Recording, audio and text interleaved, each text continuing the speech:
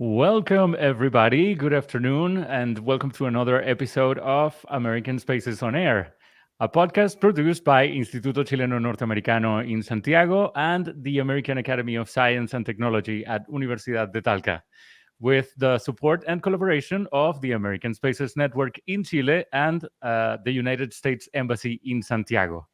Joining us today, we have a very special guest.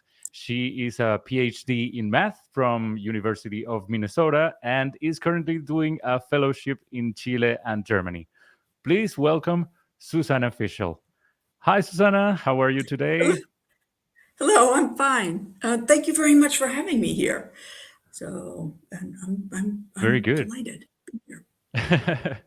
We are delighted as well to have you here So, joining us. Let's begin with the first question, Susanna. Since when are you living here in Chile and specifically in Talca? so let's see. We've been here since August. So we arrived August 15th or something like that, and spent 3 days in Santiago, and we've been in Talca ever since. I'm here with my husband, and yeah, we'll be here until the middle of December. So that's the plan. Very good. So, And mhm. why did you choose to come to Chile for the Fulbright U.S. Scholar Program? Oh man, there's a bunch of reasons. So let's see. Um, so originally, I came to Chile with my whole family, with my two sons and my husband in 2014, and we were here for the whole U.S. academic year, from August 2014 until about July 2015. And we came here mostly because I knew somebody from math meetings at University of Talca. But we got to Talca, and it's got a great math department. It's really perfect for me. There's all sorts of people working on not exactly what I work on, but adjacent areas. So I can talk to a whole bunch of people here, and then we just we fell in love with Talca and Chile in general. And so when I got the chance for the next sabbatical, I um, applied to come here. Very So good. that's one. I mean, I'll keep things will keep popping out of my mouth during this podcast for reasons I love Chile. But one of them is, if I go to downtown Talca, there's about 1 million people on the streets. It's packed. There's people all over the place, and this is very different from most cities of its size in the U.S., where this um, you know there you don't see as many people, and I really like it. So that's just one thing we like here. So, and there's lots of celebrations. I mean, we've already been to um, Chancho Muerto and festival of the oh, there was a beer festival too. And what else? Oh, and I'll say this wrong, Festival de la Chilenidad, all sorts of things. So, and we've only been here a month, so it's a Did you big get to treat. enjoy Fiestas Patrias?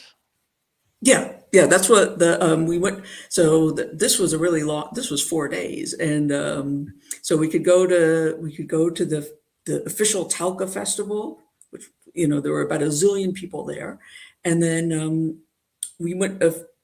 A colleague was worried that we wouldn't get the true Chilean experience, so we went to her house and ate empanadas and drank a lot of wine and sang. So it was a lot of fun. That Awesome. was.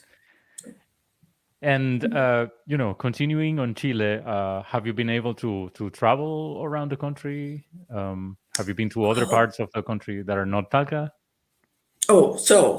so we've been to Santiago a couple of times, and man, it's the place to be.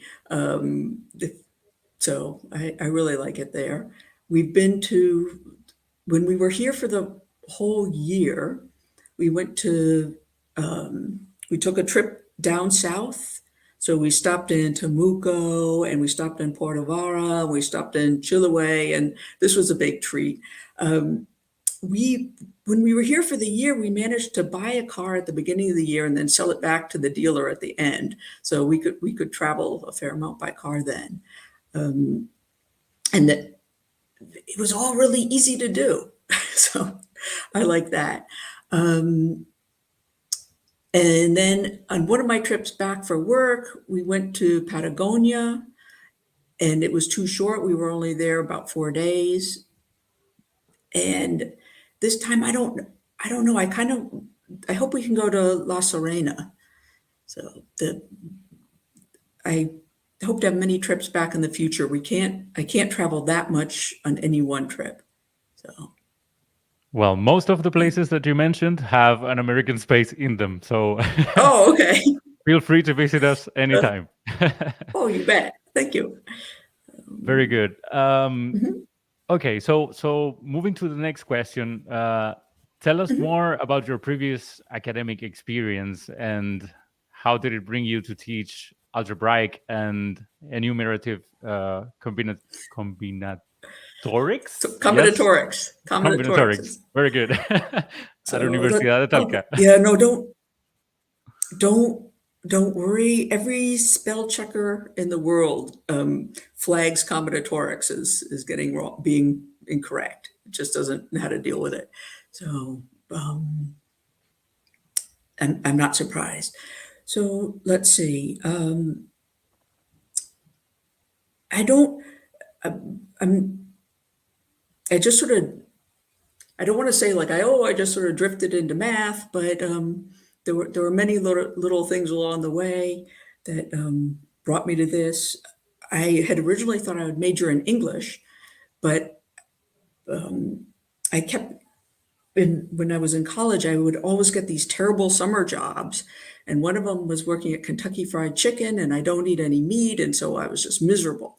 And I thought, well, maybe I ought to learn a skill, just one skill that would probably be good for me. So I learned this was a long time ago. This was about 40 years ago. So I thought, okay, I'll try to learn how to program. That seems to be something that's going on. And I like programming a lot, but it seemed like once we got to theory and things started getting interesting, it seemed more like math. And they kept saying, "Oh, we can't talk about this part. This is math." At least that happened a fair amount back then.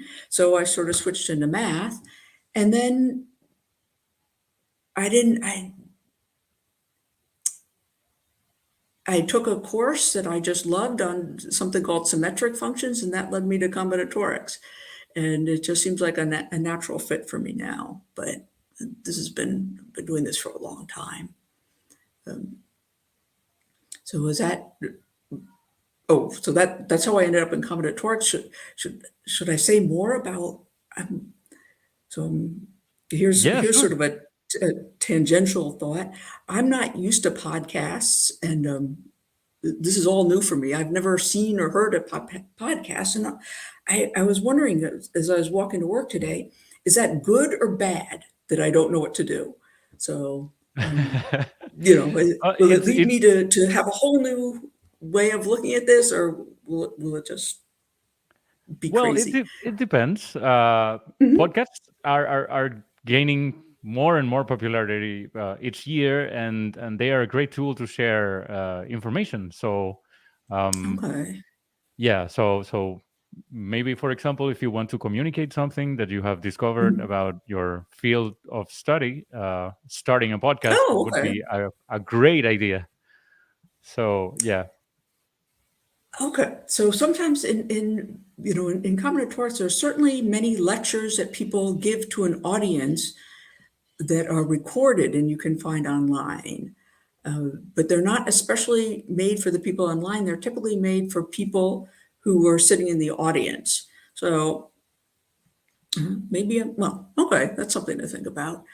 Yeah. Um, and and oh, so I ended up at University of Minnesota. That's where my parents lived at that time.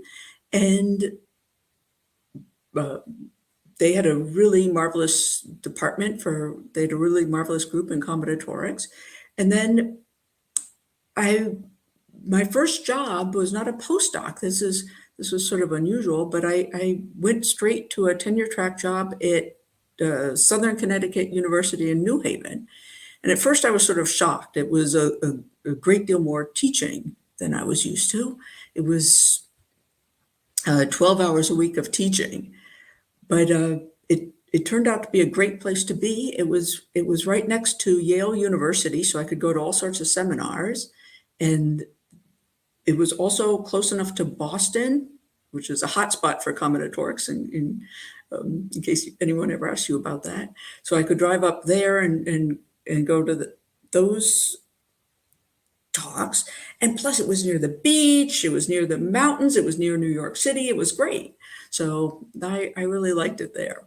But then all of a sudden so a friend of mine back in Minnesota got a job at a computer graphics company. And one of the typical things that students ask when you're teaching math is, what is this good for? What is this good for? So I thought, well, maybe it would be good for me to work at a computer graphics company. So I could say, well, when I was working at the computer graphics company, I used this kind of math or that kind of math. So I worked there for a summer and I really liked it. And so I thought, well, maybe I could try this for a little bit longer. And I got this job at this company in Berlin. And this seemed like a huge adventure. How could I not do this? So off I went and I lived in Berlin for 9 years, and I worked at a company that no longer exists. Some of its products still do. The company was bought by NVIDIA right after I left. So NVIDIA is a big, they make graphics chips and other stuff too, I guess. So I worked at Mental Images, and I met my husband in Berlin at a party. And then I had 2 kids, and let's see, I got a job at ASU in 2007, but I actually got the job in 2006. So I left Mental Images about 6 months before going to the US, and I taught for a semester just to sort of practice at a German university. So that was I find it very fun. interesting that you are talking about several jobs that you've had a number of years ago, and how they are so relevant nowadays, and everybody wants to be a programmer or yeah. I think I was lucky. The job at Mental Images was not high stress, and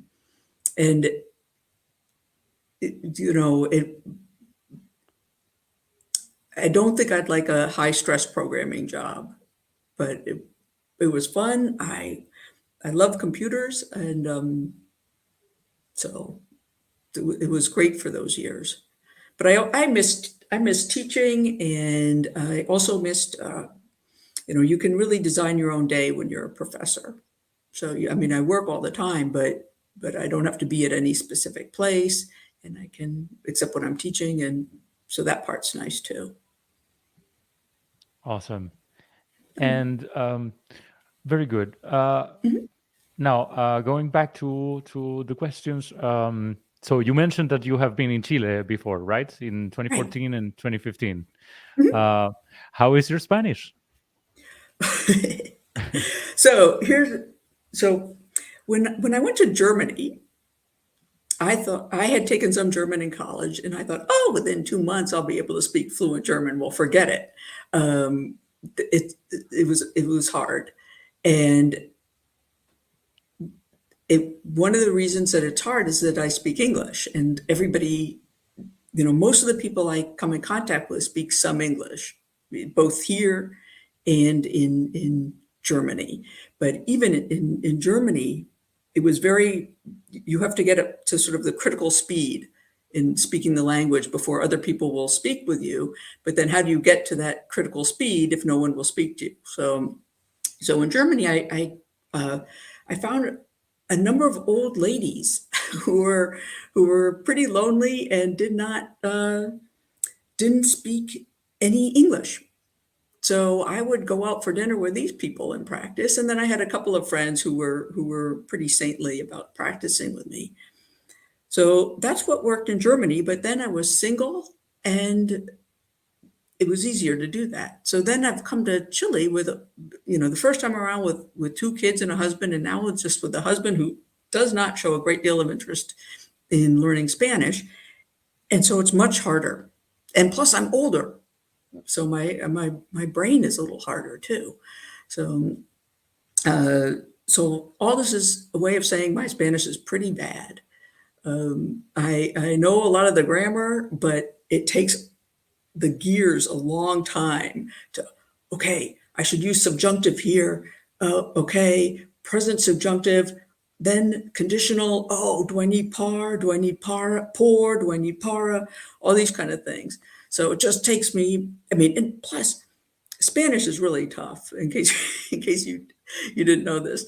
The verbs, I have nightmares about them. So they're very hard to use. And particularly in this region of the continent, people speak very fast as well. That is the other point. Thank you very much. People speak really fast, and I will say, please, más despacio, or, whatever. And they will say 2 words more slowly. And then it goes off at rocket speed. So there's that. And then there's the problem of missing letters, where people just, there's some letters that just don't get said. And that's hard if you're me. That I think that can be complicated. So I practice with some very, very nice people.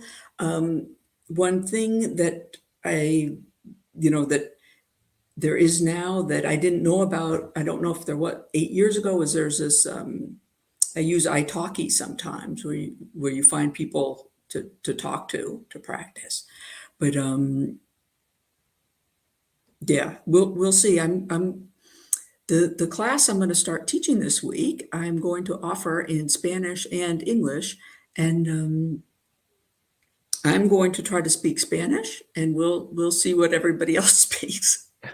So there are 5 grad students in there.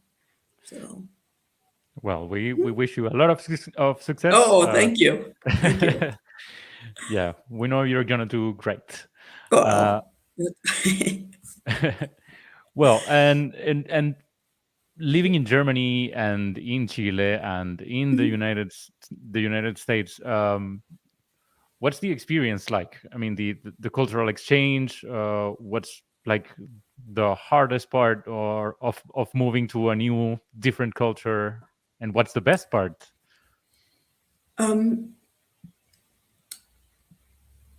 So, the hardest part is certainly all the paperwork. Just to get the visa was a lot of work. Both in 2014 and 2015. I mean, I'm glad I'm used to computers. I'm glad I had a lot of help, and that was hard. I don't know. Every day is sort of when you're trying to learn the language, every day is an adventure. So it hasn't been, and I've got a lot of help from my colleagues here. So I can't really say what's been really hard. Very good. No, sorry. No problem. It's been lovely. I love it here. Awesome. Very good. That's great. And let's see. Okay, so how did your interest in math started? Oh, well, it really started with the programming. So, and really, I'd always liked math, but I didn't really think it was a way, a lot of people say this, you don't really think you could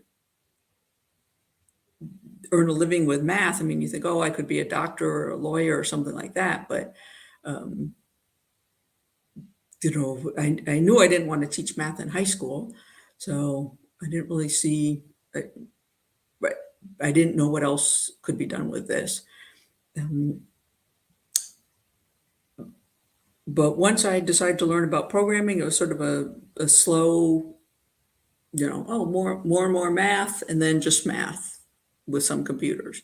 So that's how that got started. Perfect. Mhm.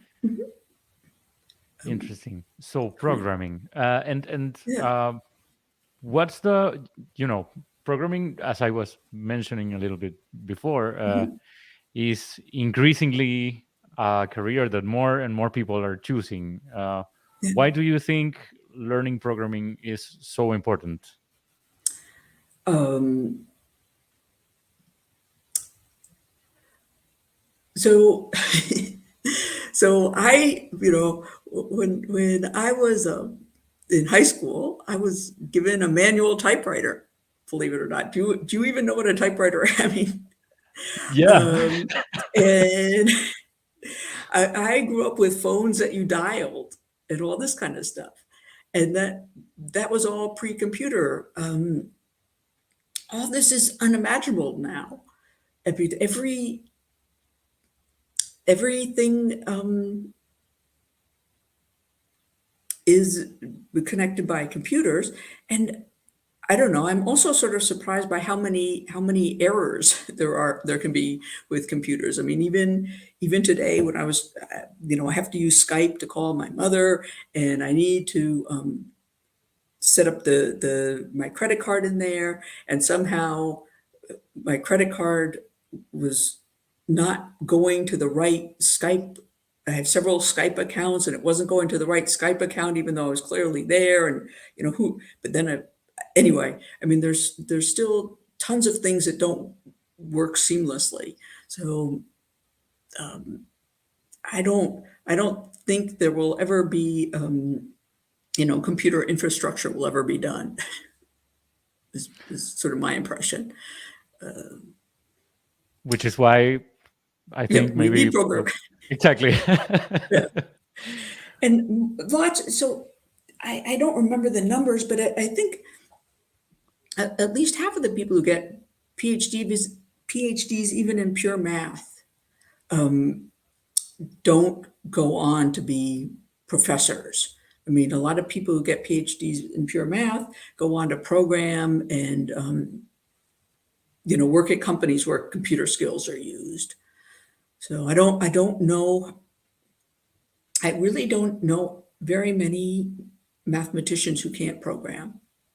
So even for this, it's Nice.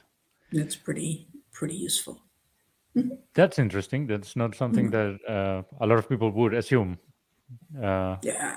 I mean, not everybody programs as much as I do, but most people can sort of get around to, you know, an example, type something like that, at least in combinatorics. So, Very good. mhm, Okay. Now, mhm. which similarities do you see between the United States and Chile when it comes to culture in general? And yeah, that question first. Okay, so I mean, culture is a big thing. Um, every um, you know, both in Chile and in the U.S., the family is a big deal. Um, I would say people in Chile are more social. There seems to be a lot more social activity than in the U.S. Um, I don't, except maybe with respect to driving, it seems like people here are more patient, like about at least about waiting online and stuff like that.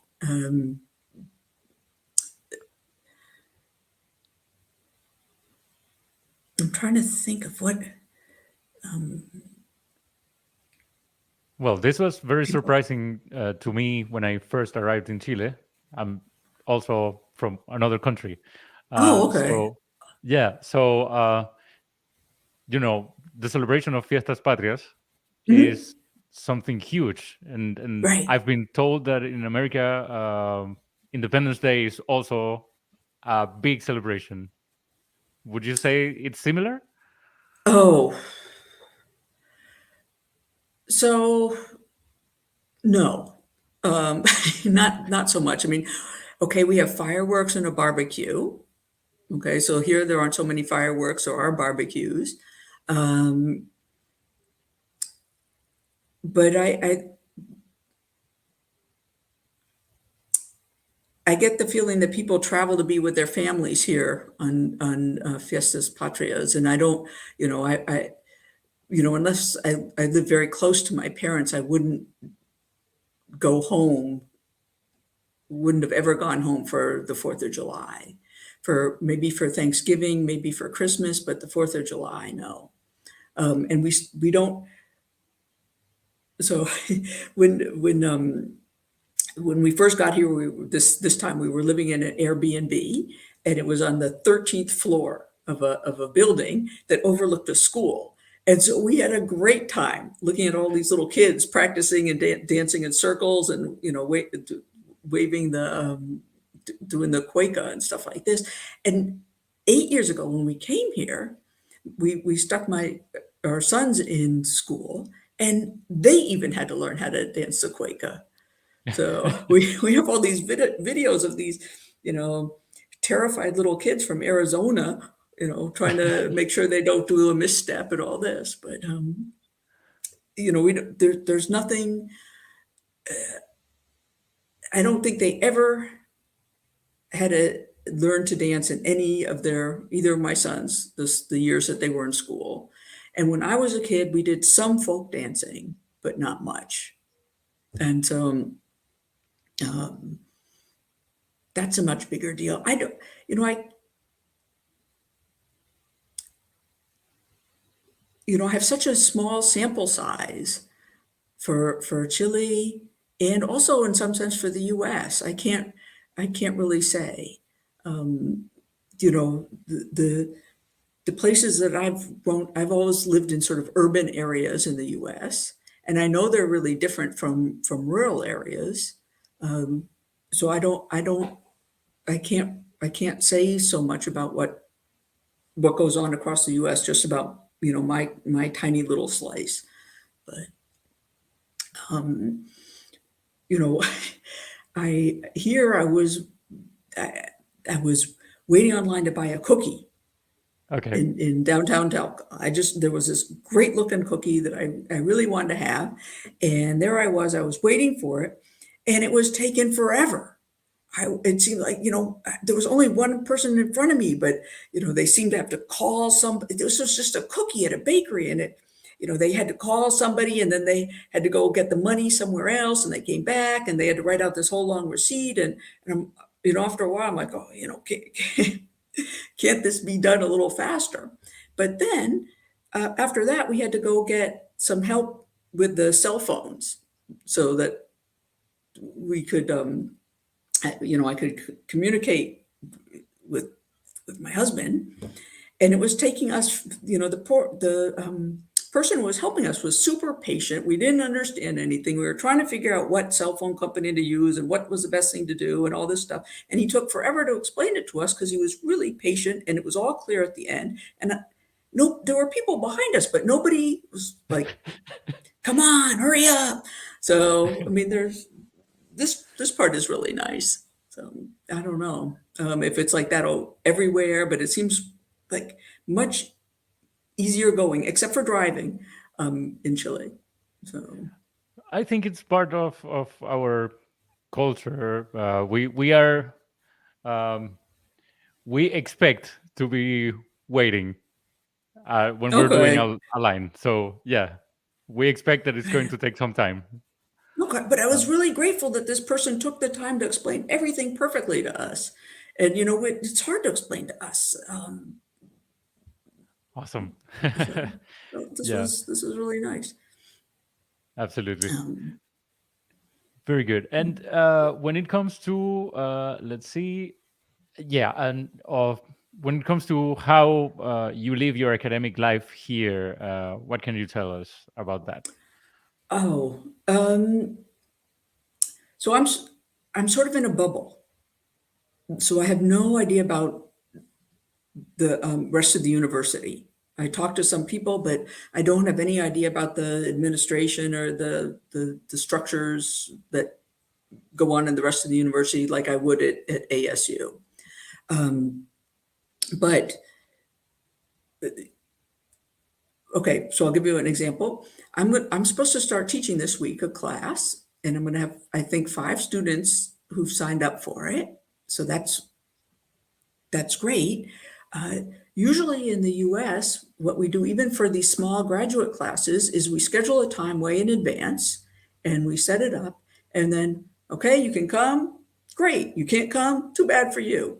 And then it's sort of bad because then you only have 3 students and then the class is canceled and all that. This way, it's such a small class, and this really makes sense. We wait until the last possible, no, we wait until the last possible second Hmm. to schedule everything. And then I think we're just going to sort of battle it out and figure out what time works the best for all of us. So that's completely different. And it's much small. ASU, in the math department, there's, I can't remember, 55 to 60 professors with tenure track. And then there's 60 more who are lecturers who teach lower level classes but aren't involved in research. So that's huge. That's 120 people teaching math. And here, I think there's 14 or 15. So Okay, that's and that's different. And yeah. very good. And what do you think are the main challenges and opportunities if we talk about math and gender equality?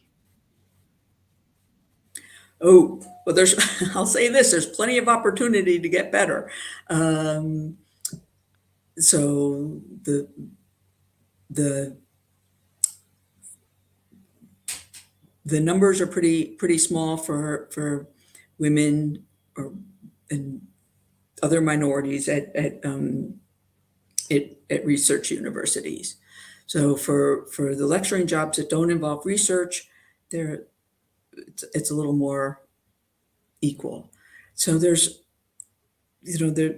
I'm hoping to learn a lot about this while I'm in Chile. There's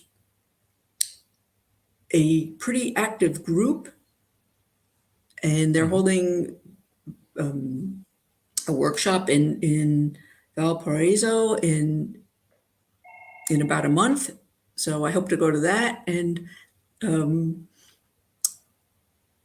yeah,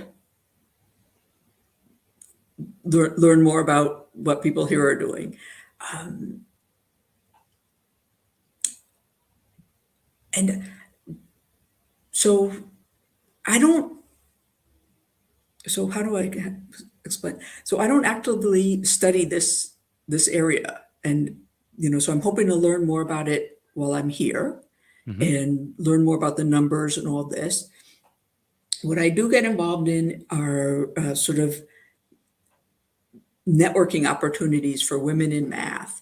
So these have been really helpful for me in my life, where there'll be a meeting for women in algebraic combinatorics, and I get to know many more people at a greater depth than I would at a regular meeting where we're just sort of dispersed all over the place. And so that's been pretty good. I'm trying to organize more of these. So That's very nice. yeah, Seems, yeah, seems like a way to, interact more closely with other people. yeah. The small workshops are good anyway, but I'm less nervous at these, and we've been trying to form groups. Like the workshop has maybe 35, 40 people, and then we try to form little groups within the workshop to work on specific problems so that we can keep in touch. So, and it's possible, we've been trying to do this, is to have workshops that, it's not only women who go, but it's people who are more interested in changing the environment of math in this area, to work on math problems together and get to know people. So we'll see how this is. I guess the first one of these I went to was in 2011. So they've been around, and we're been trying to be involved in organizing some more now too. Perfect. So. Very good. Now we are reaching the end of the interview, so we would like to ask you, which message would you give to women that work, study, or are interested in STEM careers? So I sort of, the one thing I do is I really, and this is hard for me to do, but it's super important for me. I don't know how it would help other people, but I try really hard to stop myself from comparing myself to other people. So, just sort of, I try to keep blinders on and not think, oh, that guy over there is so much smarter or anything like that. And this helps me a lot to try to not compare myself to other people. I'm aware of other people, but and I've certainly gotten tons of help from other people, but not compare myself. That's the main thing for me. Absolutely. Different people have different times for achieving things. So yeah, comparing can be harmful. Oh, it's sometimes. terrible for me. So. So yeah. Very good, Susanna. It's been a pleasure having you here in American Spaces on Air. Thank you. Me too. And yeah, we hope we can collaborate further on more programs in the American Spaces network. As I mentioned before, we are a network of 14 spaces located all around Chile. So yeah, there's potential for yeah. So thank you so much for joining us today, and we hope you have a fantastic week. And you too. We hope to see you very soon. You bet. Okay. Bye-bye. Bye-bye.